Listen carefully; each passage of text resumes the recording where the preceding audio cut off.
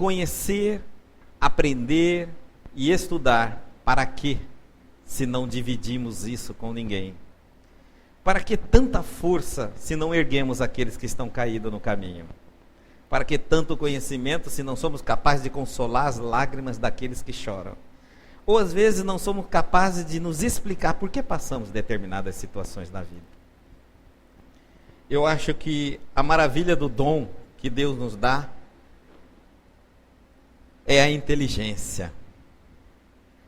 A nossa inteligência que proporciona-nos uma intelectualidade madura. Realmente refletirmos sobre o que vamos aprendendo e colocando em prática. Isso é ser inteligente. Memorizar conhecimentos e teorias não significa nada. Desenvolvermos a nossa intelectualidade, isso os computadores são muito mais intelectuais do que nós, porque memorizam muito mais fatos, muito mais informações, acessam-as de forma muito mais veloz, mas não desempenham o papel da inteligência. Isso é só nós humanos que fazemos, graças ao dom de Deus. Às vezes nós estamos nos tornando máquinas, estudando, memorizando e aprendendo, e a pergunta é: para que você sabe tanto, se isso não muda a sua vida? Por isso a palestra de hoje é: você está disposto a mudar? O tema da palestra já é uma sugestão para uma mudança de vida definitiva na sua vida. Não dá para ficar mais ou menos. Paulo de Tarso diz que mais ou menos é vômito. Porque ou sim, sim, aí vem Jesus, ou não, não. O que passar disso provém do maligno. E nós somos tudo mais ou menos. Nós somos sempre o mais ou menos em todos os instantes. Por isso a nossa vida às vezes fica um pouco complicada. Você está disposto a mudar? E vai uma segunda pergunta. Para a sua vida ser perfeita, o que você acha que tem que mudar? Vamos fazer uma reflexão agora. Eu acredito que muitos de vocês vão estar: minha mãe tem que mudar, meu pai tem que mudar, é o meu chefe o problema da minha vida, são os meus amigos que são frios, não me dão atenção, são meus irmãos, vivem falando mal de mim, é minha namorada, meu namorado, meu marido, é minha esposa. Eu acho que todos nós temos alguém aqui para reclamar, para tentar jogar nessas pessoas todo o problema da nossa infelicidade. Não é isso que acontece? Vizinhos, alguns chegam a brigar até com os orientadores religiosos, porque a hora que a nossa vida não está boa, a gente briga até com Deus. Até Deus tem um problema conosco. Não tem jeito.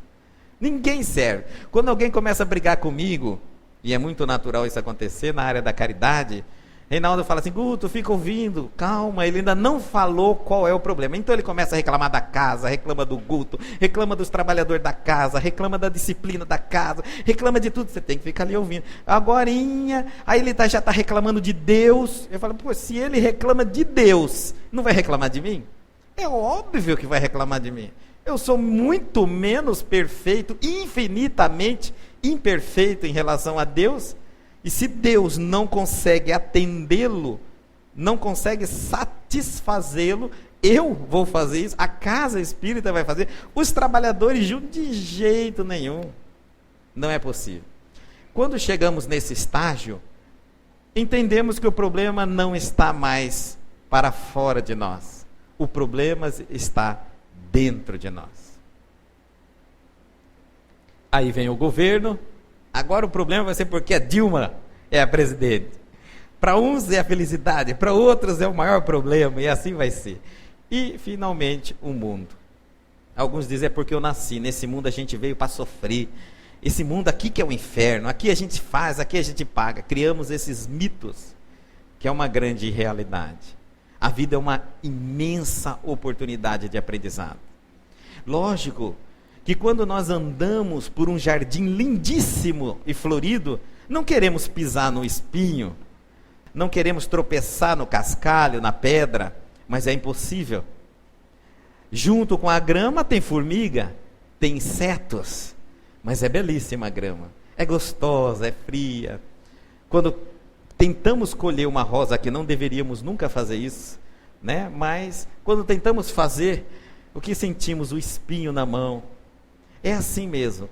Ao lado do trigo sempre há o joio. E o Cristo nos orienta a nunca tentarmos arrancar o joio, porque o trigo pode vir junto e você mata o trigo. Deixa o joio, o trigo ao lado do joio, o joio ao lado do trigo, significa deixa os maus do lado dos bons. Não tente extirpar os maus, não tente arrancar os maus, não tente expulsar os maus. Deixe conviver ao lado dos bons, porque os bons irão contaminar, induzir os maus a se comportarem como bons. Ou o mal converte o bem, quando o bem não está firme, muito bem alicerçado no seu entendimento. Quando nós vacilamos, não é que o mal é mais forte, é porque nós não estamos suficientemente fortalecidos em nossa convicção. O mal, ele sempre vai existir. E nós sempre iremos superá-los com o bem. O que eu tenho que fazer para mudar? E aqui então, se nós fôssemos fazer uma viagem 600 antes do nascimento de Jesus, nós encontraríamos Buda. E ele teria nos dito assim: aprender é mudar. Nós estamos falando de 600 anos antes do nascimento de Jesus. Então isso é muito antigo. Muito antigo. Aprender é mudar, mudar é aprender. Toda vez que eu aprendo, eu mudo. Quando eu mudo, eu aprendo. Por isso nós somos uma eterna mudança. No universo tudo muda, tudo se modifica. Modificar pensamentos e libertar-se de algumas crenças. Crença aqui não tem nada a ver com religião. Tem a ver com ideias, convicções, coisas, conceitos que eu admito como legítima verdade em minha vida. Isso é crença, mais nada. Se você acha que a ferradura, que é uma superstição, colocada atrás da porta, protege a minha casa de azar, essa é a sua crença. A partir de um determinado momento, do horário da noite, o mal se torna mais forte no planeta Terra, isso é a sua crença. E assim sucessivamente. Cada coisa que nós acreditamos como legítima verdade em nossa vida é uma crença. Daí, vamos analisar se essas crenças estão te fortalecendo ou te enfraquecendo, te aprisionando ou te libertando, te evoluindo ou te escravizando, ou apenas te estagnando. Você fica paralisado. Às vezes nós somos escravos de nossas crenças. E nós vamos falar mais à frente. Louise Hay, metafísica norte-americana, essa mulher não é espírita, é uma metafísica. Ela escreveu 27 títulos de livros. Os seus livros foram traduzidos em 25 idiomas e vendidos em 33 países. Mais de 35 milhões de exemplares. E ela começou na década de 1976, onde em 1988 ela relança o seu primeiro livro, que atinge o New York Times e fica por 2 semanas consecutivas o livro mais vendido naquela época. Então era uma best-seller. Aí está um dos seus livros, das suas obras. Você pode curar sua vida. Sabe por que você pode curar sua vida? Porque Deus não está fora de você. Deus está dentro de você. O mal é que buscamos o Deus fora de nós e não aceitamos o Deus dentro de nós. Não aceitamos o Cristo interno nosso. Nós ainda queremos louvá-lo, encontrá-lo, referenciá-lo externamente, mas não refletimos com o Cristo interno em nós. O potencial divino, maravilhoso, fantástico que existe dentro de nós, adormecido, porque nós não queremos despertá-lo, porque teremos que assumir responsabilidades. Quando ele vem à tona, o Cristo vem à tona em nossa vida, ele vem nos cobrando mudanças de pensamento, mudanças de atitude, mudanças de sentimentos. Esse compromisso essa mudança, às vezes eu não estou preparado para responder de igual. Então eu prefiro deixar esse Cristo, esse Deus interno adormecido, para sair em busca do externo e encontrá-los em algum lugar, na esperança de que ali eu encontre a fórmula mágica da felicidade para a minha vida. Mas a Louise Hay escreveu uma coisa muito interessante sobre as crenças. Ela diz que crenças são ideias e pensamentos que aceitamos como verdade. Esta é a sua crença. Reinaldo Espírito nos diz assim: o que nos transporta de um mundo negativo para um mundo positivo e vice-versa são as nossas crenças. É muito interessante isso. As nossas crenças nos transportam de um mundo positivo a um mundo negativo. Eu posso ser uma pessoa totalmente pessimista ou uma pessoa totalmente otimista. Se as minhas crenças me levam a um padrão mental de pessimismo, de negativismo, eu sou uma pessoa derrotada. Não é que eu fui escolhido para ser derrotado. Não é que é a vontade de Deus que eu seja derrotado. Não é a perseguição do diabo e dos maus espíritos para que eu seja derrotado. É eu que acho que sou um derrotado. E se você diz que é, ninguém está aqui para discutir. Você é. Mas se você diz que não é, estamos aqui para te auxiliar. Para você se tornar aquilo que você acha que realmente é, filho de Deus. Você é dono e senhor da sua própria vida. E vai depender única e exclusivamente de você o sucesso da sua vida. Deus te abençoa, abençoa a sua vida, abençoa teus atos e abençoa teus sonhos. Mas você tem que realizá-los. Vai ter que suar um pouquinho para concretizá-los. Porque até a concretização dos seus sonhos é a manifestação de Deus pelo teu intermédio. Olha que maravilha. Deus que pode tudo, precisa de você para realizar algo na sua própria vida. Que interessante. O máximo, o poder supremo, ainda nos pede para que nós abramos as portas do nosso coração e da nossa mente, para que Ele venha trabalhar dentro de nós, na nossa alma. Seu pensamento, Reinaldo complementa, é a sua verdadeira oração. O pensamento que nós temos é a nossa oração. De nada adianta eu rezar todos os dias antes de dormir, a hora que eu acordo, antes de sair para o trabalho. Essas orações não ultrapassam 5 minutos. Vamos chutar lá 10 minutos, para quem é muito fervoroso.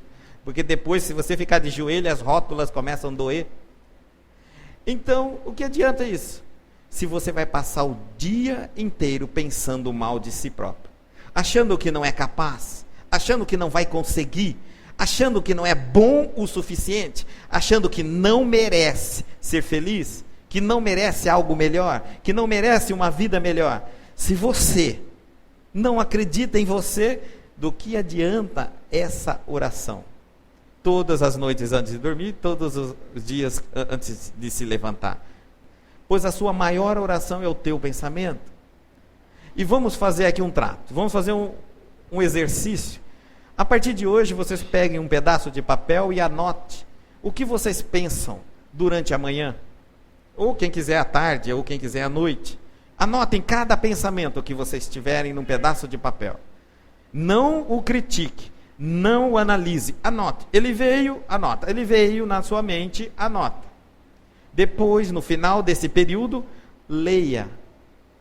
E vocês vão perceber que o maior inimigo que vocês podem encontrar dorme com você, vive com você, é você próprio. É a descrença de si mesmo. Isso é a negação da criação de Deus, porque você é a obra-prima do amor divino. Mas se você, ao olhar para o espelho, se vê como um derrotado, um flagelado, um perdido na vida, um miserável que depende do olhar de uma pessoa, do carinho, de uma palavra de elogio, de um aperto de mão, de um abraço, você então se colocou assim, como um pobre coitado, como um miserável. Mas nós não somos isso. Nós somos ricos de amor. E para nós, antes de sermos abraçados, nós sentimos necessidade de abraçar. Antes de ser tocados, sentimos necessidade de tocar. Antes de ser elogiados, sentimos a vontade de elogiar. Porque o amor faz bem a quem tem e não a quem recebe. Quem recebe fica mimado, murcho, sem vida. Quem doa é porque é rico. Vamos pensar como dinheiro, amor. Reinaldo deu um exemplo muito interessante, eu acho incrível. Ele disse assim: Guto, você gostaria de ficar recebendo migalhas de dinheiro das pessoas? Ou gostaria de ser o rico que doa às pessoas que pedem? Vocês gostariam de ser o rico dono da fortuna que divide aqueles que pedem? Ou aqueles que passam a vida inteira pedindo em canto em canto? Vocês gostariam de ser o rico? É assim que é o amor. Assumam o tesouro infinito de amor que Deus nos criou. E doe ele eternamente a quem quer que seja. Ame incondicionalmente. Não importa o que a pessoa te faça, se ela mereça ou deixa de merecer. Amor condicional é negócio. Nós negociamos amor até através da fé. Se você é da minha religião, eu te amo. Se você não é da minha religião, eu não te amo. Mas espera aí, eu sou filho de Deus. Antes de ser uma bandeira religiosa, somos filhos de Deus. E se nós amamos Deus, amamos todas as criaturas criadas por Deus, inclusive os nossos irmãos. Mas se a pessoa me faz mal, ame-a também. Porque amar aqueles que te tratam com muito amor, que te fazem tudo, isso é gratidão. O amor verdadeiro é pelos inimigos. Não foi isso que Jesus nos ensinou? Amai os vossos inimigos, orai pelos vossos inimigos. Não significa que você vai dar o pescoço e a cabeça para eles cortarem, decepá-la, de forma alguma, mas respeitá-los. Isso é importante. Às vezes afrontamos os nossos inimigos. E aí criamos mais ódio e mais inimizade. O que antes era um rancor, agora é uma ira contra você. E ainda queremos vencê-lo com ódio? De forma alguma.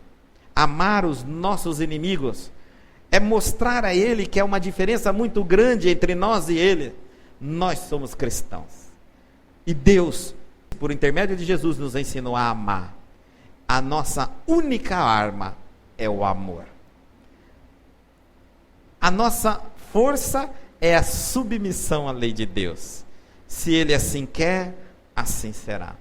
E eu amo aqueles que me odeiam. Amar os nossos inimigos. O pensamento é a sua verdadeira oração. Comece a prestar muito atenção em que qualidade, em que tipo de pensamento está te assaltando durante o dia. E você vai perceber que você está criando na sua mente um padrão de derrota. Comece a se fortalecer. Comece a refletir sobre as qualidades de pensamento. Não lute contra os pensamentos negativos, não funciona. Você apenas trabalha com os seus pensamentos negativos. Aquele pensamento que te diz quando você tem uma entrevista para fazer, diz, você não vai conseguir. Tem muita gente lá na fila, você não vai, você não merece. Não adianta você falar, deixa isso para lá. Pergunte, questione, por que eu não mereço? Converse com eles. Mas por que eu não mereço? Eu não sou filho de Deus? Mas você é um pobre coitado? Você não consegue fazer nada certo? Quem disse que eu não mereço? E por que eu não mereço? Por que eu não faço nada certo? Não estou prestando atenção o suficiente? Talvez não estou estudando o suficiente, aprendendo o suficiente, me dedicando o suficiente? Talvez eu realmente não queira arranjar esse emprego. Mas será que alguém não vai querer arranjar um emprego? É possível. Tudo é possível. Então, trabalhar com a qualidade dos nossos pensamentos.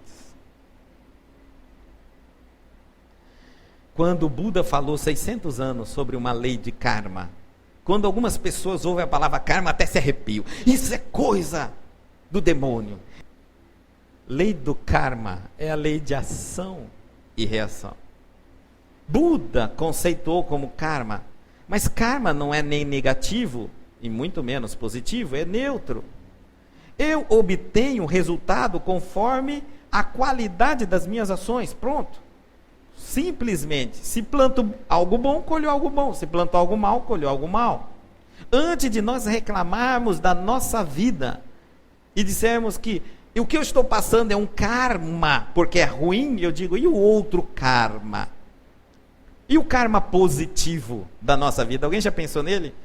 Quantas pessoas não adoecem, nem pegam gripe? Isso é um karma positivo na área da saúde, enquanto outras não podem dar uma volta sem a bombinha de asma, vivem em UTIs. Quantas pessoas assinam cheque até em branco e perdem o cheque e nada lhe acontece? Quando alguém encontra, fala, fulano, aqui seu cheque. Alguns trabalham de sol a sol e não conseguem o dinheiro para pagar a conta da luz. Karma no campo financeiro, karma no campo do relacionamento. Quantas pessoas menosprezam as pessoas, usam o amor das pessoas, a atenção das pessoas, manobram as pessoas, exploram as pessoas e vivem rodeado das pessoas. Enquanto outros, com uma vontade imensa de amar, não encontram nem o Filho de Deus para lhe apertar a mão. Karma na área do relacionamento. Na profissão, quantos de nós desempenhamos a nossa profissão e nos sentimos muito bem realizados, tanto financeiramente, quanto emocionalmente, na área sentimental?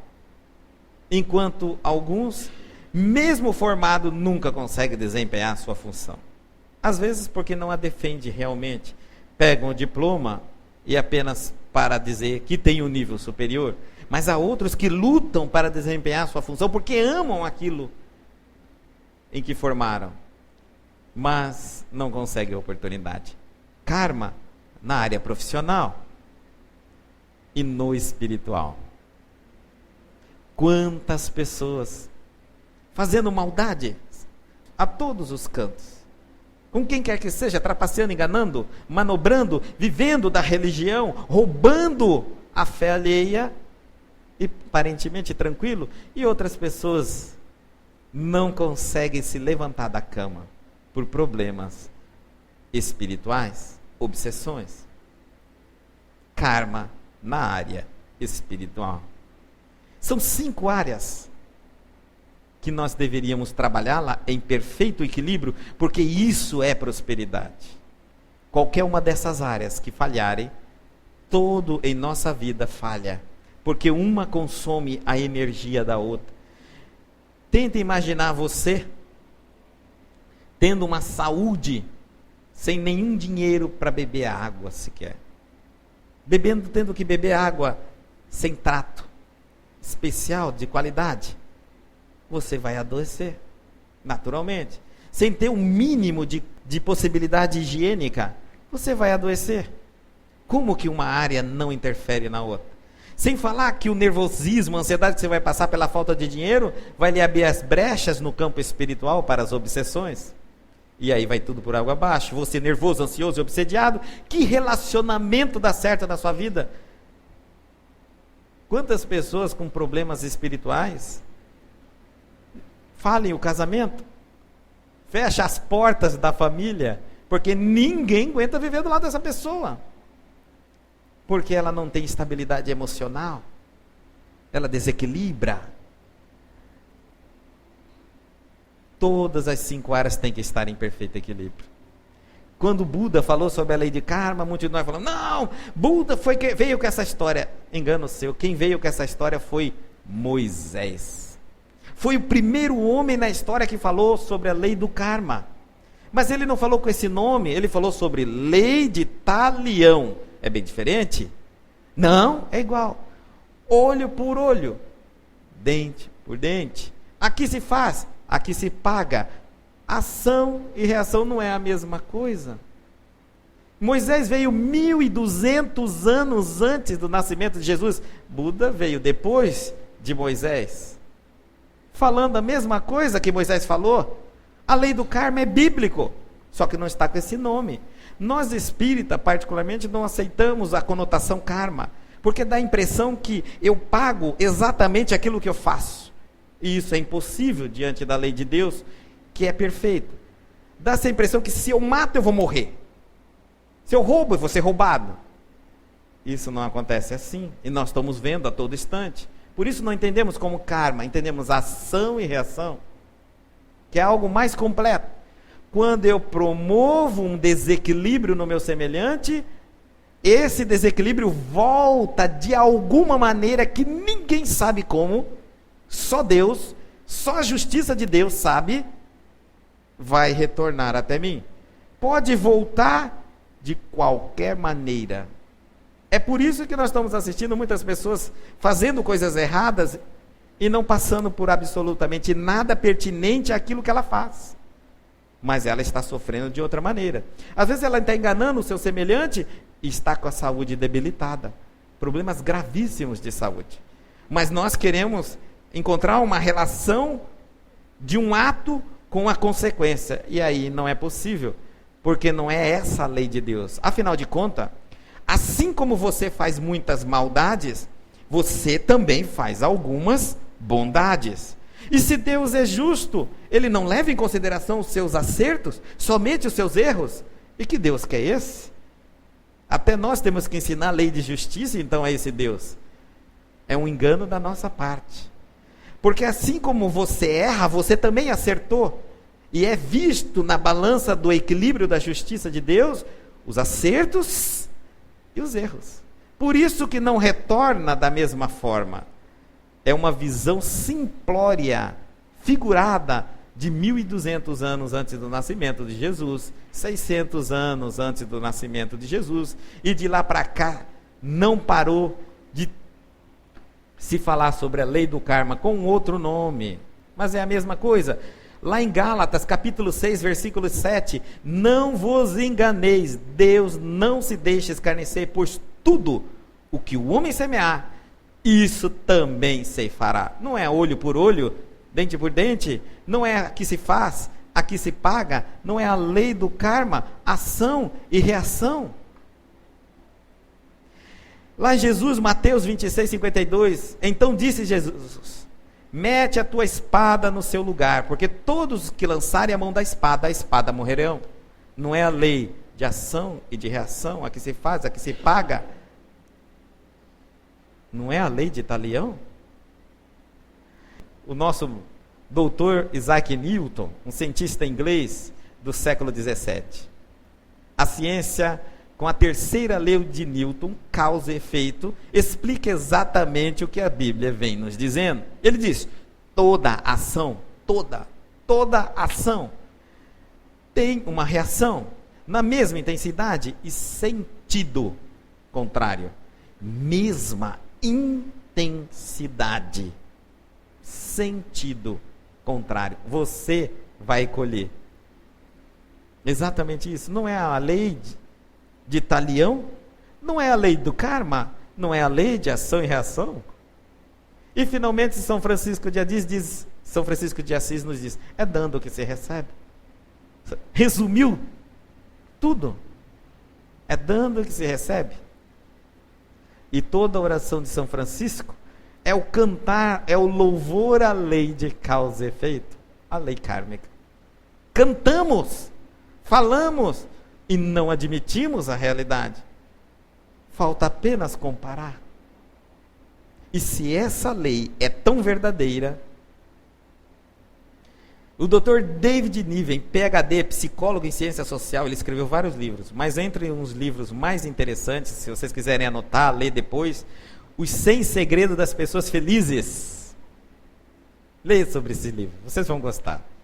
Ele diz assim: não permita que suas crenças religiosas se enfraqueçam. Ele não é espírita. Ele é um PhD, filósofo, psicólogo em ciência social.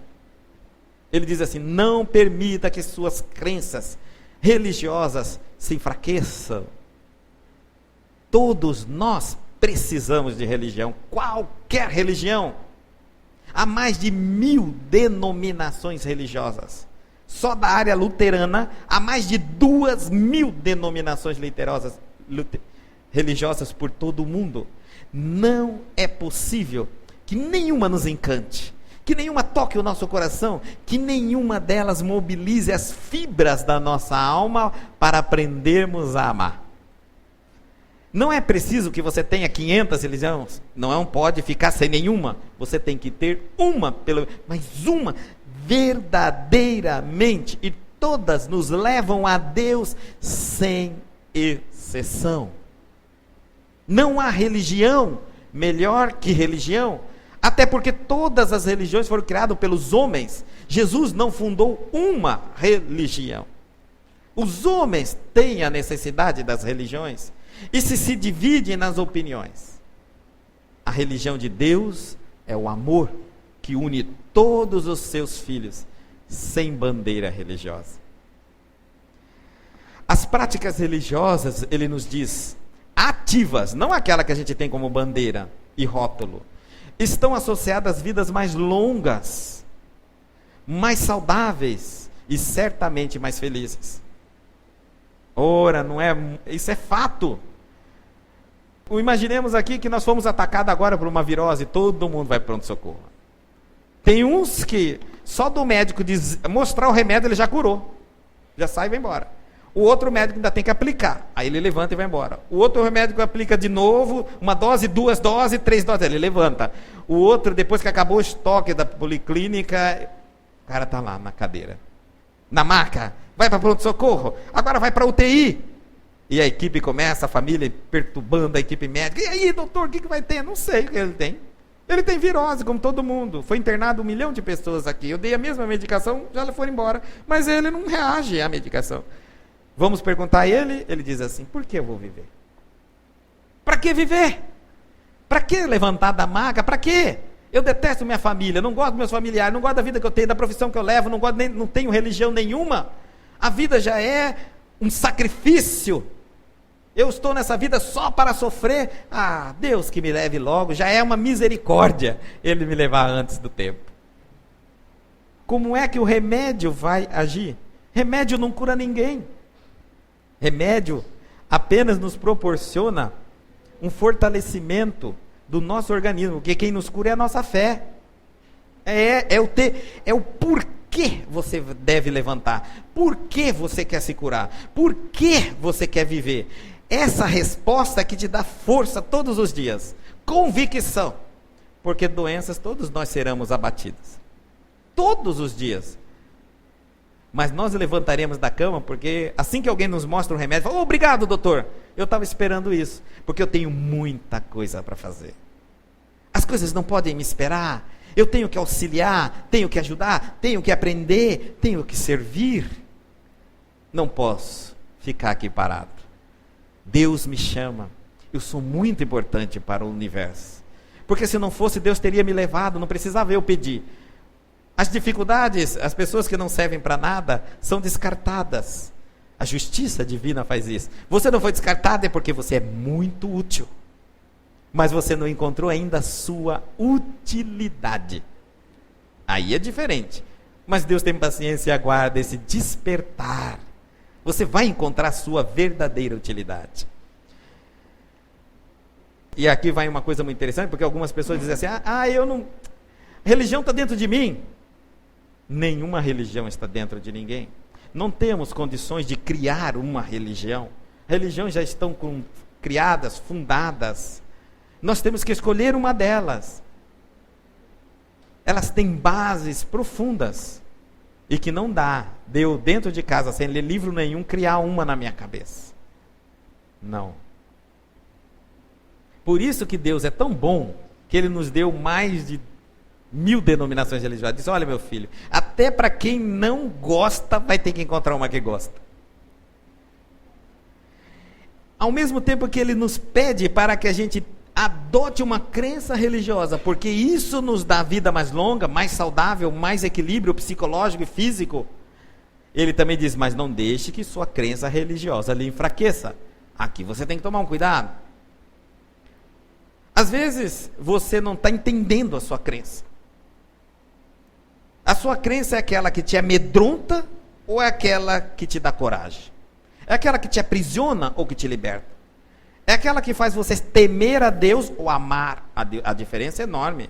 Quem teme não ama. Quem ama não teme. A mãe que ama seus filhos não teme seus filhos. E os filhos que temem seus pais não os amam. A gente teme aquilo que não conhece. Tem medo daquilo que não sabe o que é.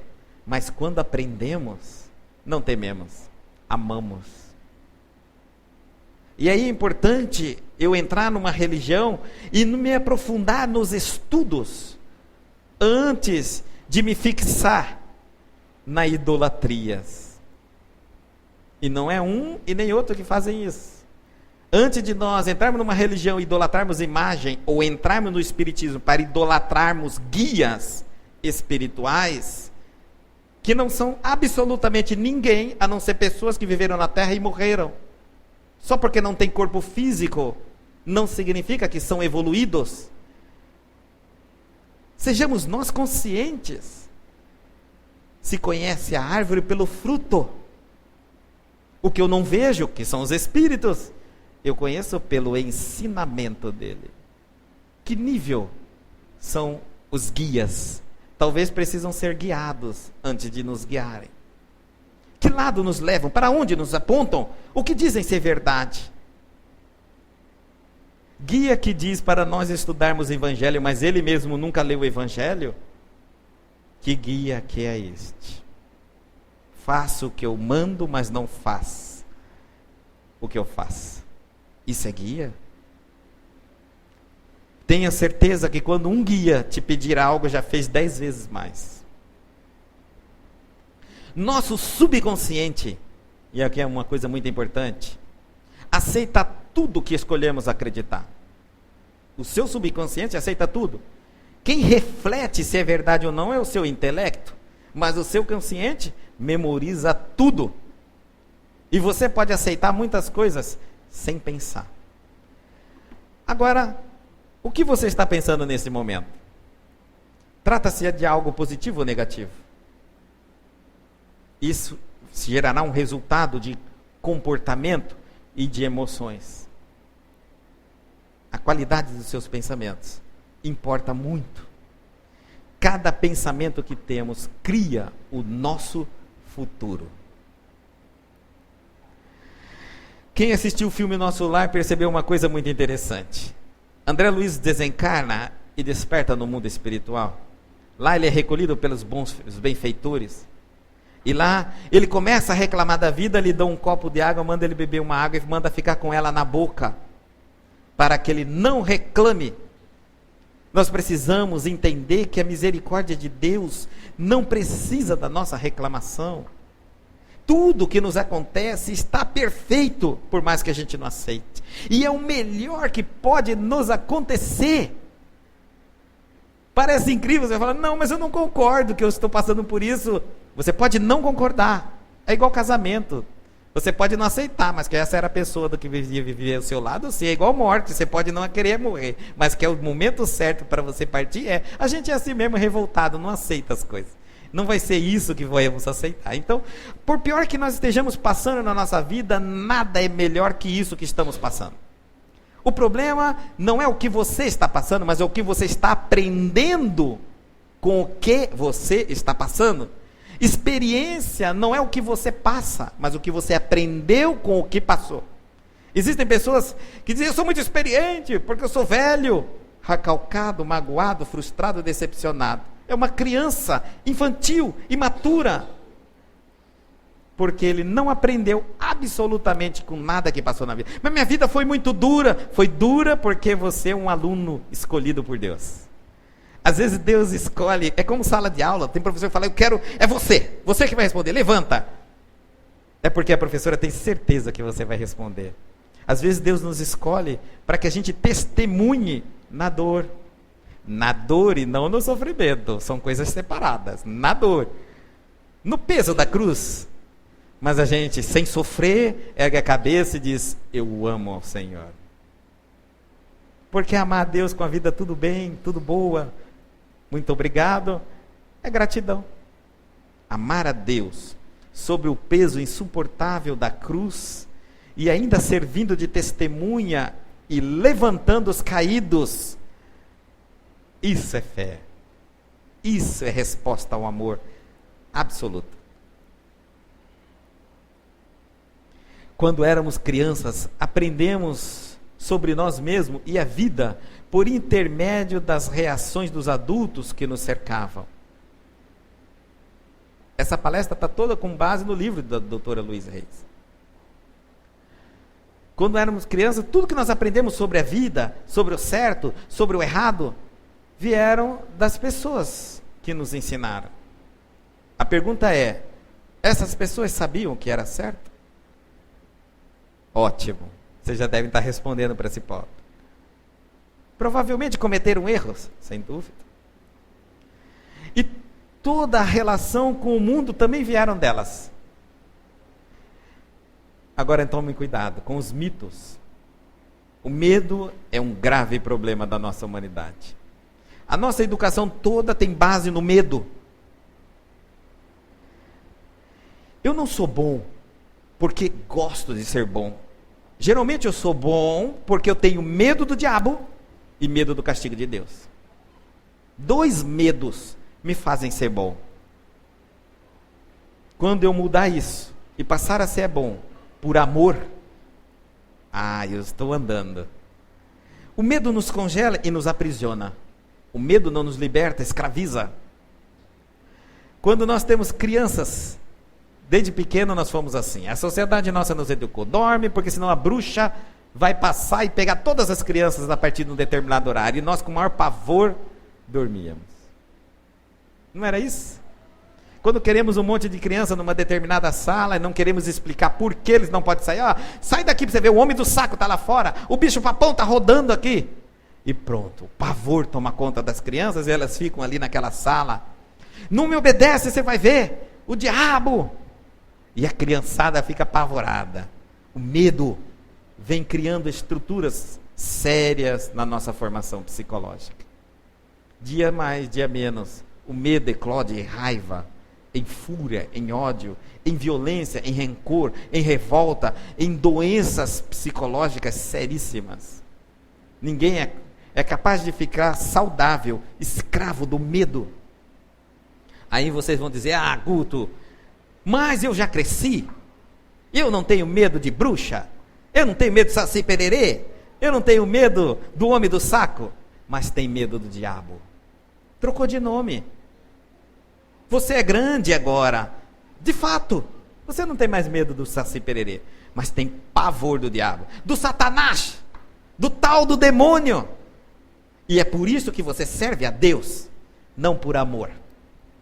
Porque você quer ficar livre das garras dele. E quando de repente você olha para trás e não está vindo ele, o que você faz? Espera aí, dá um light aí, deixa eu gozar um pouco mais a vida. Afinal o diabo nem percebeu que eu estou cometendo um erro. Deixa ele pelo menos perceber, até lá eu vou errando. A hora que ele vier atrás de mim, aí eu corro para Jesus. Não é assim que acontece conosco? Quando não é o diabo, é o castigo de Deus, ou então o culpado é papai e mamãe. Pronto, é outro mito. Não, é minha mãe. Não, é meu pai. Horas, seu pai não podia, sua mãe não podia dar o que não tinha. Nós casamos, logo seremos pais, quem já não é. E sabe que o título de pai não é porque nos tornamos santos. Eu não preciso me formar em santidade para me tornar pai ou mãe. Eu só preciso engravidar. Daí nossos pais e nossas mães são seres imperfeitos. E às vezes muito ignorantes, mas saudáveis biologicamente. E por que eu cobro tanta perfeição de papai e de mamãe? Porque eu acho que eles tinham que ser do jeito que eu queria, ou do jeito que eu acho que era mais justo ser, se eles mesmos não têm o conhecimento que você tem, não têm a mesma visão que você tem. Então, por quê? Nós somos responsáveis por tudo que acontece em nossas vidas, desde o pior até o melhor. Chega de culpados. Olhe-se, modifique sua vida. Deus aguarda. Deus sempre nos aguarda. Quando nos tornamos adultos, tendemos a recriar um ambiente emocional da infância. Tudo que você vê quando era pequeno, você armazena no seu subconsciente. E por mais que você tenta lutar, você recria. Se você é um homem violento, porque seu pai era violento, ou sua mãe era violenta. Você pode não aceitar a violência. Ficava nos cantos quando o papai chegava, espancava a mamãe. Você ficava tremendo e pensava assim: eu nunca vou casar com um homem que bate em mim. E de repente você vê um homem agressivo e violento. Mas parece que eu escolhi errado. Eu nunca vou casar com um homem que bebe. E parece que o homem bebe. Por que nós recriamos estes ambientes? Porque eles estão no seu subconsciente. E você não fez uma faxina ainda para analisar em você o que você guardou de negativo sobre sua vida. E como você revive isso periodicamente, você cria um padrão de mental magnético que atrai pessoas que realizarão os seus pensamentos. Se você não gosta de quem bebe, mas pensa muito no trauma da bebida, só atrairá do seu lado pessoas que bebem. Por incrível que pareça. Até porque você nunca irá caminhar por uma direção que não conhece. Por pior que tenha sido a direção de onde você veio, é a única que você conhece. Como é que você pode escolher por uma outra situação que você desconhece? Como você pode ter fé, certeza que aquilo vai dar certo, se você nunca foi por aquele caminho? Por isso, eu faço uma análise, isso é importante, de onde eu vim, de que trajetória eu vim, e começo a fazer uma separação rápida, para criar dentro de mim a minha própria identidade. Eu não sou mais ou menos papai e mamãe, eu sou eu. A psicologia nos orienta a isso. Temos que começar a refletir sobre todas as teorias que aprendemos, sobre tudo que mamãe dizia que não pode e que podia, que papai dizia que não podia e não podia, sobre tudo que mamãe dizia porque ela tinha medo, ela passou o medo dela para mim. Será que esse medo que eu tenho é meu ou é de papai ou é de mamãe? E eu só vou fazer isso quando eu começar a analisar a minha educação, analisar cada aprendizado e buscar a lógica dessas afirmações. Se eu concordo com papai e mamãe, é minha ideia daqui por diante, não mais deles. Se eu não concordo com um ou com o outro, eu descarto totalmente. E está nascendo dessa forma um novo homem, uma nova identidade psicológica, independente. Porque quando a gente não faz isso, nós ficamos tolhidos pelo nosso subconsciente. Você já viu algumas pessoas dizerem: mas eu sei que eu tenho que fazer aquilo, mas não consigo. Eu sei que eu quero fazer aquilo, mas não consigo, porque papai e mamãe estão ali dizendo: não vai. Não, eu quero. Não vai. Mas eu quero. Aí a gente fica igualzinho uma criança. Falamos para todo mundo o que queremos, mas nunca fazemos. Falamos para todo mundo que é certo, mas nunca conseguimos. Porque papai e mamãe não deixam a gente fazer. Mas cadê ele? Está dentro do seu subconsciente. Por isso você precisa refletir e se libertar. Afinal de contas, quem é você? Até sobre os medos. Se todos eles são seus, ou se foram apenas transferidos a você. Nós produzimos nossas próprias experiências pelos pensamentos, atitudes e palavras que expressamos. O Dr. Rudyard Kipling, escritor do século XX, ganhador do Prêmio Nobel de Literatura, ele diz assim: as palavras são as drogas mais poderosas da humanidade. Tomemos muito cuidado com as palavras. Ela pode levar uma pessoa para o céu ou colocá-la no inferno, quando é dito de forma errada e de maneira errada. Há pessoas que se dizem que vieram para ajudar os outros. E no pequeno descontrole dos que estão sendo ajudados, eles desaguam todo o seu complexo. Já viu aquela história do médico? Por favor, sente-se. Qual é o seu problema? Ah, o meu problema, estou com um pouco de dor de cabeça. Eu vou te ressaltar um... Eu não tomo analgésico. O que é não toma analgésico? Sai da minha sala. Blá, blá, blá. Meu Deus do céu, eu entrei no médico, ele precisa de psicólogo, de psicanalista. Não é isso? As nossas palavras têm um poder incrível. E se nós queremos manter saudável a nossa mente, o nosso coração, precisamos ouvir o que falamos.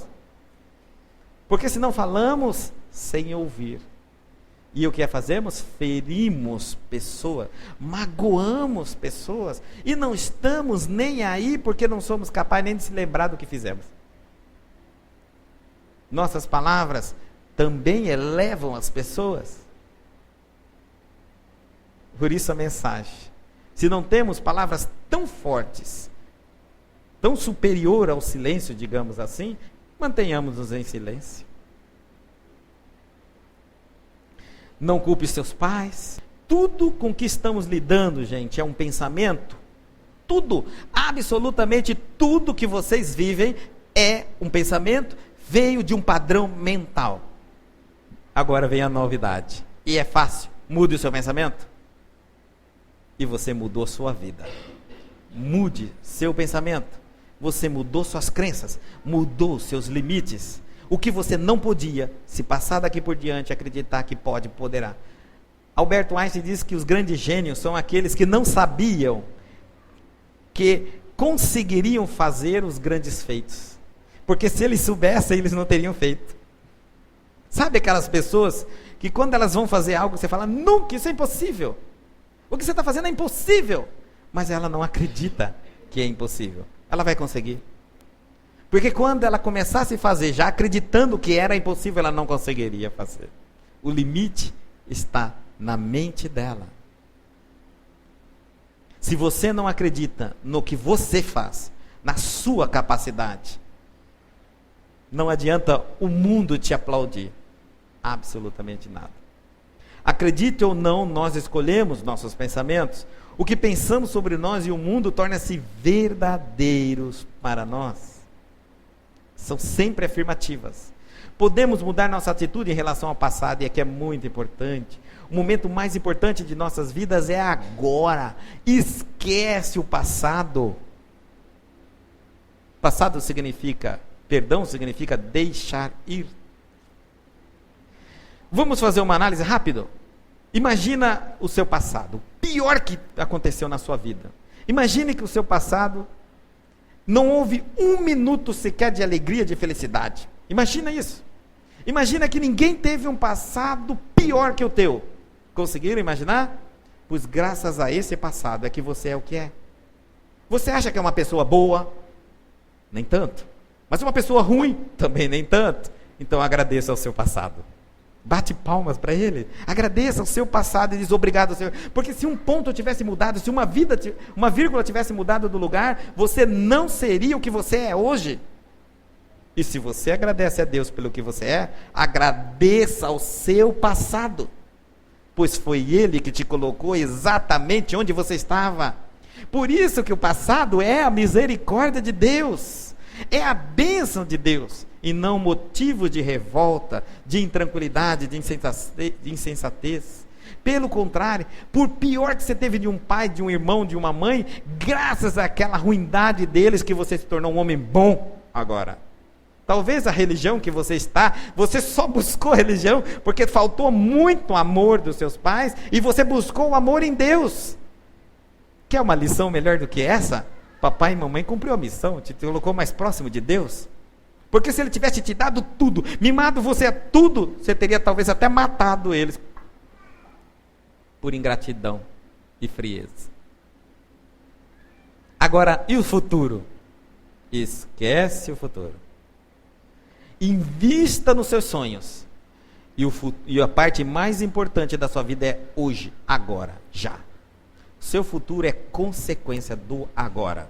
Quem está esperando alguma coisa vai ficar a vida inteira esperando. Se não começar a trabalhar agora e colher lá na frente. Futuro é colheita. Trabalho é emergencial. Agora, já. Modifique o seu padrão mental. Liberte-se. A estrada para a liberdade começa na porta do Perdão. As pessoas mais bem-sucedidas do mundo lembram-se muito do passado. Observe essas pessoas. Quando elas chegam no topo da carreira profissional, o que elas fazem? Escrevem um livro de autobiografia. E a gente compra para saber da vida dos outros. Tenha orgulho da sua vida. Leia sobre sua própria vida. Mas sabe por que elas fazem isso? Elas testemunham que elas não esquecem o passado. Eu era engraxate, eu era traficante. Por que eles não esquecem de onde eles vieram? Porque se esquecer, voltam. Voltam a ser o que eram. Você nunca pode esquecer o dia que largar da droga, que um dia você usou a droga. Nunca esqueça. Nunca. Porque se você esquecer, você volta a usar. Se você esquecer de um ato errado que cometeu na vida, você não aprendeu e vai cometer de novo. Nunca se esqueça. Aquilo é um aprendizado infinito. E tenha orgulho de dizer que um dia você foi, mas que hoje você não é. E todas as vezes que você reafirma isso, você busca dentro de você todas as forças necessárias para se manter nesse padrão que você conquistou. É muito orgulho ter um passado horrível quando se tem um momento presente digno. É lá mesmo, no lodo, lá no pântano, que tem uma flor maravilhosa, encantadora, cheirosa. No deserto do Arizona, em um raio de 50 quilômetros, rosa brota sempre assim, num cactus. E ela não pode existir um outro tipo em um raio de 50 quilômetros. Ela é única, seu cheiro é fantástico. Floresça onde quer que sejas plantado, é ali o teu lugar. Escolha os seus pensamentos. Da Essência do Destino, uma revista norte-americana, extraí esse texto e lá nos mostra perfeitamente o que estamos falando. Escolha seus pensamentos e eles se tornarão suas palavras. Não deixe de vigiar. Vigiai e orai. Observe os seus pensamentos, porque eles se transformam se você não vigiar em palavras. Daqui a pouco, hoje você só pensa e diz assim, ninguém está ouvindo, ninguém sabe. O que tem eu pensar? Amanhã você está falando. Está falando, e quando fala ainda vai ter o senso de pedir desculpa. Não, estou brincando, não estou brincando. Aí o que acontece? Escolha suas palavras, porque elas se tornarão suas ações. Ela nasceu lá, mas ninguém via. Você começou a brincar, mas ninguém deu razão. Você começou a fazer o que você falava. Observe aqui, eu vou matar esse vizinho. Não é assim? Eu vou matar esse vizinho. Não fala isso, não, estou brincando, você acha que eu vou matar? Mas um dia você mata. Porque você só está preparando a sua mente para aceitar o fato. É porque você, toda vez que fala, vou matar, dá um arrepio no corpo. Por isso que você não estava ainda pronto para matar. Mas a hora que você fala, eu vou matar, e sentiu a satisfação dentro de você, é agora que eu vou ser feliz, não é assim? Vou matar ele, e vou ser feliz, porque eu estou sentindo um prazer imenso na hora que eu falei. E agora você tem que escolher suas ações, porque elas se tornarão os seus hábitos. Cuidado com o que você faz. Ah, mas é só uma vez. De uma em uma vira vício. Eu não conheço vício que não começou pela primeira vez. Eu não conheço vício que não começou uma vez só. Não se permita. Em hipótese alguma. Ah, mas só hoje, amanhã e depois é hábito. Mas o que tem o ter o hábito? O que tem o ter hábito? Simples. Escolha seus hábitos, porque eles se tornarão sua personalidade. E esta, por sua vez, tornará o seu destino. E é tão triste você ser taxado de bêbado, alcoólatra, viciado, fumante, sexólatra, ladrão, psicopata. Isso, a cada um será dado conforme nossas obras. As pessoas vão te apelidar pela tua atitude. Você vai ser descredibilizado. Cuidado. Cuidado. Quantas pessoas hoje não são contratadas pelo vício do cigarro? Empresas que não permitem fumar, e é uma multidão dela, porque é raro a empresa que não tem ar-condicionado em Cuiabá. E ar-condicionado não pode mais fumar, e aí como é que você fica? Mas eu não vou fumar, vai ter que acreditar em você. Entre você que fuma e está dizendo que não vai fumar, e o que não é fumante, adivinha quem que eu vou contratar? O que não é fumante, porque eu não vou precisar nem controlar. Eu tenho que acreditar na sua palavra, eu não conheço você. Você pode dizer que não e vai parar toda hora para fumar, o seu rendimento cai. Cada 10, 15 minutos você para fumar toda hora, pelo amor de Deus, eu prefiro o que não fuma e fica aqui produzindo. Você está trabalhando contra o seu destino. Está virando seus hábitos, estão se transformando em sua personalidade. E as pessoas vão começar a te apontar pelo teu comportamento. Se você é uma pessoa que não tem um comportamento sadio, positivo e equilibrado, como é que você quer ser respeitado? Algumas pessoas chegam e dizem para mim, ninguém me ouve em minha casa, ninguém dá valor no que eu falo. Eu pergunto, e como é sua atitude dentro de casa? É como uma pessoa madura? É como uma pessoa realmente que quando você fala, alguém diz, olha, respeita o que fulano falou, porque ele nunca deu fora. Ou você é aquela pessoa que dá trabalho dentro de casa, que quando você tem uma palavra até que boa, mas veio de você, que está desacreditado pelos seus hábitos. Os hábitos estão te depondo contra você. Quantos profissionais excelentes. Você, por exemplo, faria uma cirurgia do coração com um alcoólatra? Mas por quê? Só porque ele é alcoólatra? Ele é formado, ele é médico. Não, Guto, pelo amor de Deus. Você não está vendo que ele está até tremendo com o bisturi? Vai cortar metade da minha cabeça junto. Não. Depõe. Os hábitos estão depondo contra o profissionalismo da pessoa. Em tudo é a nossa vida. Você quer fazer um bom casamento? Como é que um pai vai entregar um homem para você, uma mulher para você, viciado? Aí alguns de nós dizem, não, isso é castigo de Deus, isso é perseguição do diabo. Não é não, é seus hábitos, que está sendo o seu maior inimigo, e não está te dando sucesso na vida, porque as pessoas estão assistindo o que você faz. E nós somos uma sociedade negativa, não perdoamos. Comete um erro, você pode acertar 999 vezes, cometeu um erro, esse fica. O resto já esqueceram. Cuidado com os seus hábitos. Isso é o seu destino. Cada atitude que você toma, nunca pense que ninguém está vendo. Há uma multidão de invisíveis. Kardec fala assim, há uma multidão de invisíveis te observando. Uma nuvem. Pensamento geram destinos. Homens e mulheres que mudaram sua vida, mudando a forma de pensar. Antes que você pense desse jeito, minha vida está tão ruim, não tem mais jeito para mim. Não, tem sim. Tem jeito. Maria Madalena. Essa mulher tinha tudo. Ela tinha beleza. E pela beleza, ela atraía os homens da corte romana. Os homens, principalmente os casados, viviam aos seus pés. Naturalmente. Porque ela era uma prostituta social. Entre aspas, tá? Indicadas. Vista como prostituta, não que ela foi. Então, Maria Madalena era uma pessoa, uma representatividade de sensualidade, e não de beleza feminina. Há uma grande diferença entre ser sensual e ser bonita. Ser bonita, a gente esconde tudo, porque a beleza está no nosso coração, e só quando alguém se aproxima de nós e ouve os nossos pensamentos, é que entende a beleza que nós somos. Ser sensual é quando não precisam nem se aproximar de nós. Basta nos ver entrando e já dizem os apelidos. Boazuda, não sei mais o quê. Isso é ser sensual. Porque para a sensualidade, você não precisa nem saber falar o idioma. Você não precisa nem saber falar. Não precisa ter cultura. Você precisa apenas de uma plástica. Não é isso? Maria Madalena era essa. Sem beleza nenhuma, mas profundamente sensual.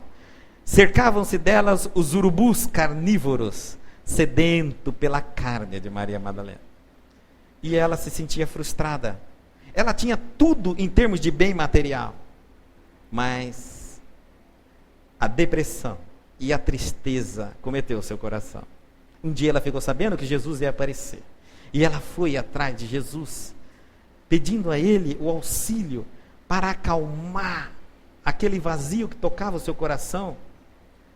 E depois que ela conheceu Jesus, Maria Madalena vai em praça pública, renuncia todas as joias, todas as roupas, a sua casa, e vai viver com Jesus, e descobriu a beleza interna de ser filho de Deus. Mais tarde, um soldado que gozava-se dela, usava nos seus momentos de necessidades sexuais, a encontra tomando conta dos leprosos e pergunta: Maria, é você?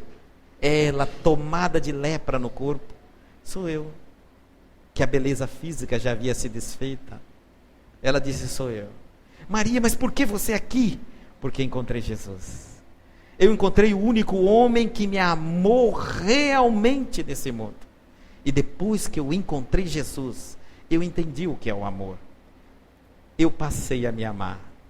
O meu corpo está apodrecendo fisicamente, mas minha alma está limpa como nunca esteve. Ela que usava perfumes importados da Síria, da Babilônia, agora apenas o sentido do cheiro da podridão da lepra não tocava em nenhum momento o arrependimento dessa mulher.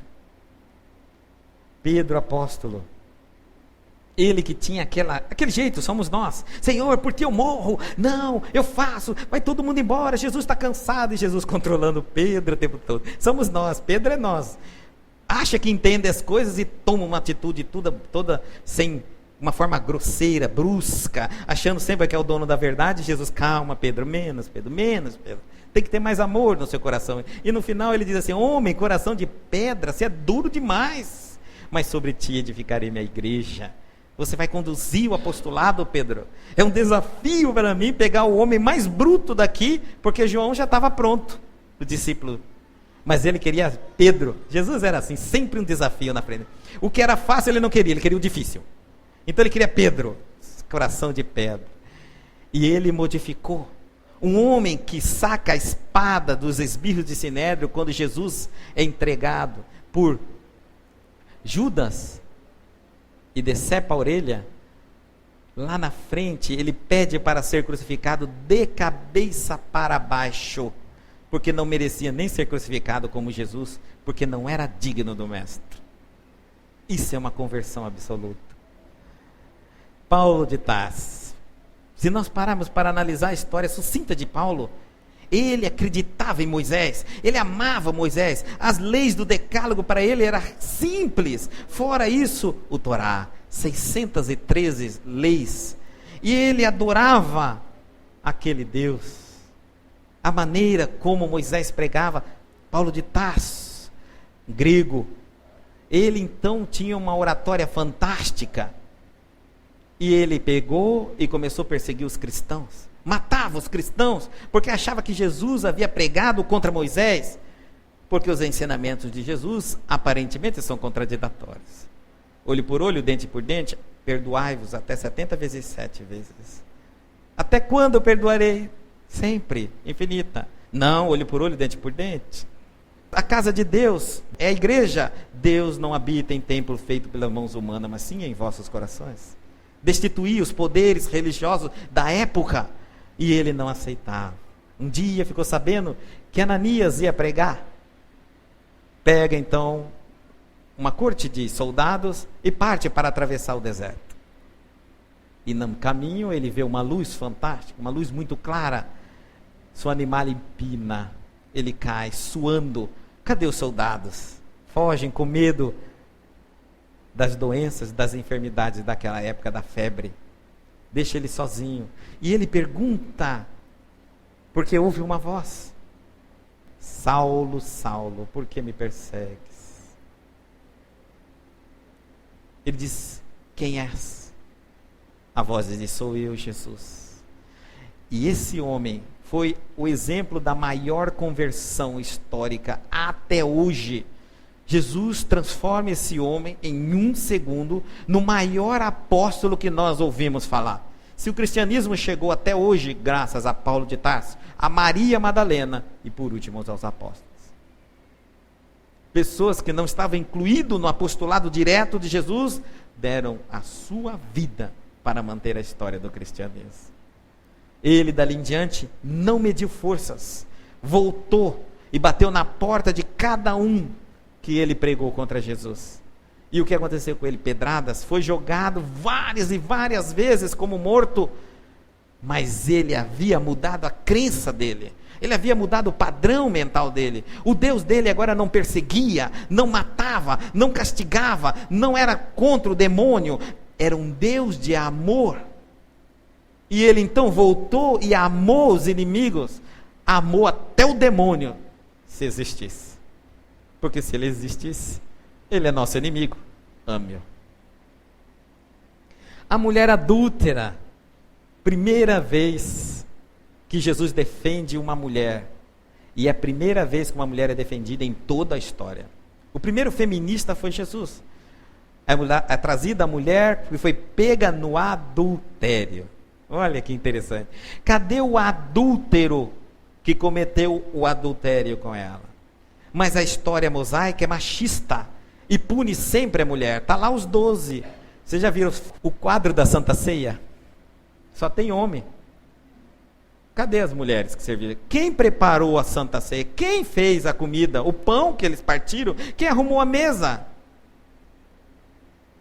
Aqui está a mulher adúltera. Olha o machismo da sociedade. Na lei de Moisés, apedreja até a morte. Na lei de Jesus, vá, mulher, cadê os que te condenaram? Não há ninguém? Então eu também não te condenarei. Vá e não peque mais. Aquele momento, essa mulher aprendeu o que é o amor.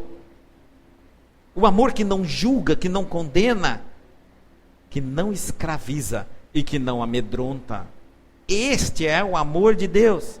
Você é livre para fazer absolutamente tudo o que quiser, mas terá que arcar com as consequências do seu ato. Somente isto.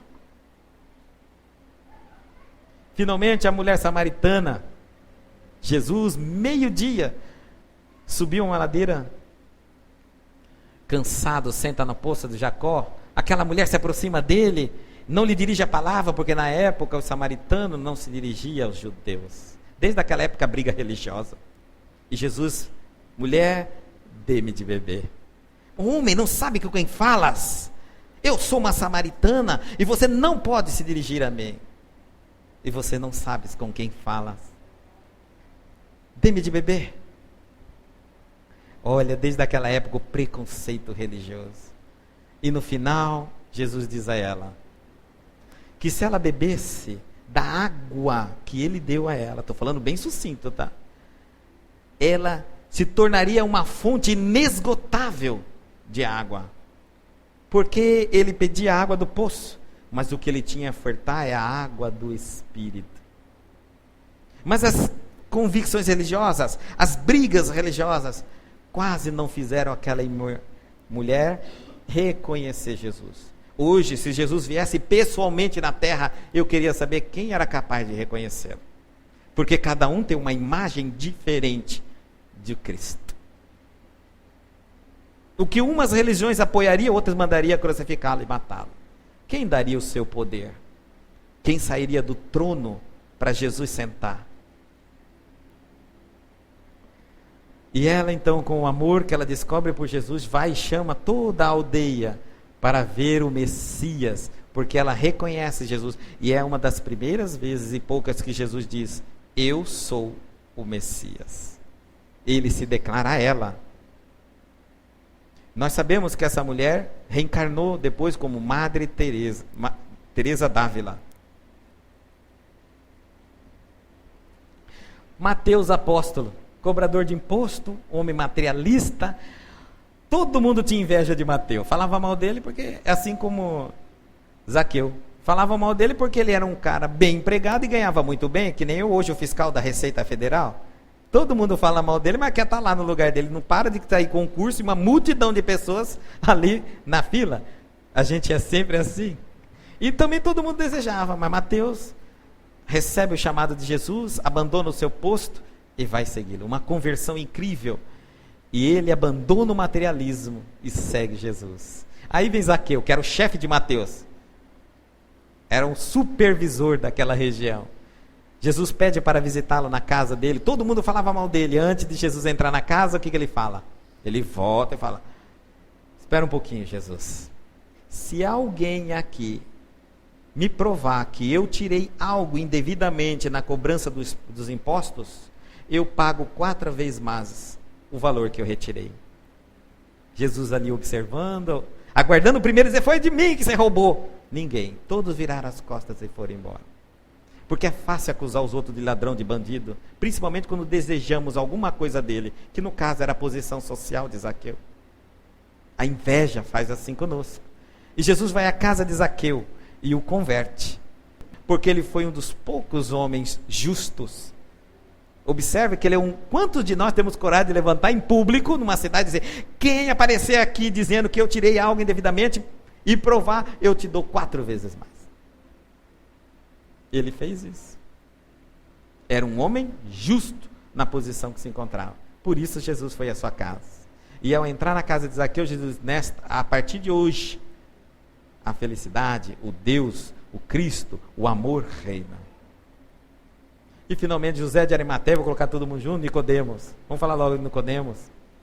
Doutor da lei, alguém que entendia muito bem da lei, era capaz de reconhecer Jesus, mas o visita à noite. Nós fazemos assim, só visitamos Jesus à noite, para ninguém ver. Ele fez isso. Porque se ele fosse durante o dia, todo mundo ia dizer, mas você não é doutor da lei, você não segue Moisés, como é que está com Jesus? Então ele visita Jesus à noite, e reconhece Jesus, mestre, eu sei que tu é o Messias, é o enviado de Deus. Então ele reconhecia, mas a hipocrisia do poder religioso não deixava ele perder a cátedra dele, para dar lugar ao Cristo, o Messias. Quantos são aqueles que abandonariam a sua cátedra hoje? Então ele preferia conversar com Jesus durante a madrugada, ninguém ia vendo. E ali Jesus fala sobre a reencarnação, bem claro, bem limpo. Mas ele manteve-se calado. Medo. A religião nos amedronta muito, quando ela se mistura com o poder do demônio. Lao Tse, 600 anos da China. Aqui eu deixo uma mensagem para vocês, do livro Tao Te Ching, que é a Bíblia do taoísmo. O rio atinge os seus objetivos, porque aprendeu a contornar os obstáculos. Se você é uma pessoa inflexível, se você é uma pessoa que acha que as coisas têm que ser do seu jeito, se você não consegue perdoar o que lhe fizeram, porque acha que as pessoas não deveriam fazer daquela forma, se você acha que você já sabe tudo, já é evoluído, já é o máximo, e não está pronto para mudar, o rio só atingiu os seus objetivos, porque aprendeu a contornar os obstáculos. Aprenda sempre a contornar obstáculos. Mesmo quando você está diante de uma montanha de problemas, e você acha que é impossível você resolver aquilo, não pare no sopé da montanha, não chore, não lamenta, continue caminhando, vá contornando, porque talvez antes que o dia clareie novamente, você já chegou do outro lado da montanha. Não precisou estourar seus punhos cavando, nem gastar todas as lágrimas chorando, nem passar o dia inteiro entregue a absolutamente nada. Trabalhe sempre, faça o máximo, caminhe sempre, não permita que nada te pare, acredite em você, Deus está dentro de você. Vamos fechar então nossos olhos e vamos agradecer imensamente pelo dia de hoje, pela noite de hoje. Cada um de nós fomos trazidos aqui por um motivo, seja qual for o motivo que nos trouxe, nada é por acaso, porque não existe o acaso na lei de Deus. O acaso é uma lei muito bem trabalhada para dar certo neste momento. Altíssimo Pai eterno, eterno em poder, eterno em justiça e eterno em bondade, memorável Mestre, amigo e irmão de todos os instantes de nossas vidas, Jesus. 2000 anos se passaram e nós nos reunimos em torno da palavra de nosso Mestre. Hoje, com a massa encefálica bastante evoluída, onde é possível as sinapses cerebrais traduzirem toda ou parte da inteligência humana. Reflexos muito bem condicionados podem ser expressados de forma harmônica pelas nossas cadeias físicas, o nosso corpo. E hoje é de brindarmos sobre a evolução da tecnologia, a ciência, dominando todos os cantos da terra, trazendo-nos a esperança de um futuro melhor, mais digno. Mas ainda a solidão nos aturde, as doenças psicológicas, a depressão, as obsessões, a dor, o vazio existencial, a tristeza, a incompreensão, nos ataca e nos atormenta todos os instantes. Os médicos cruzam os braços. A medicina não tem resposta ao sofrimento humano. Produzem-se os remédios aos milhares para os sintomas físicos, mas nenhum nos traz a felicidade. Nenhum nos dá paz. Nenhum medicamento nos proporciona o equilíbrio. Nenhum deles realiza os nossos sonhos.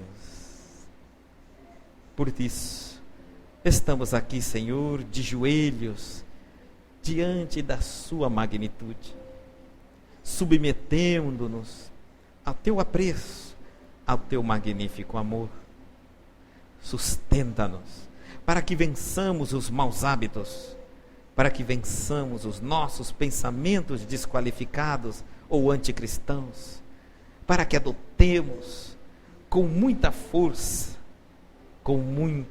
de vontade, os bons comportamentos.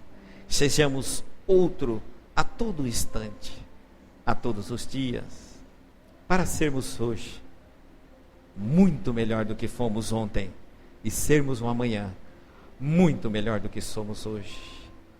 Ensina-nos a reconhecer a nossa pequenez e a nos submetermos à sua escola de amor, através do método da reforma íntima.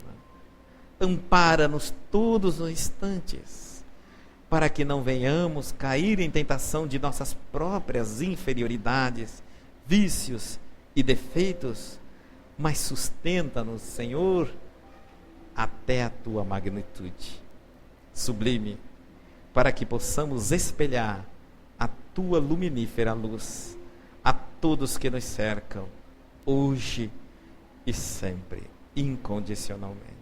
Que assim seja.